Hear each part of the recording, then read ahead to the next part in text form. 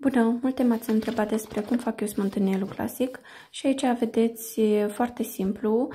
Făina, adaug untul rece din frigider, puteți să-l mărunțiți cu o furculiță sau cum am făcut eu în video. Pe urmă adaug zahărul, adaug smântâna grasă și esența de vanilie. Puteți adăugați și esențe de almond dacă doriți și vă place gustul, la fel este ok. Apoi adaug și praful de copt, desigur, și încorporez totul bine. Apoi mă apuc de frământat. Frământ foarte bine cu mâna până ce se formează. Văd că se formează așa încet o cucă.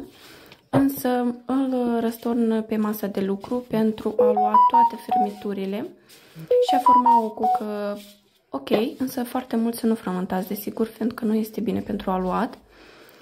Apoi îl pun în folie alimentară și îl dau la frigider pentru o oră și apoi procedem la procesul de copt.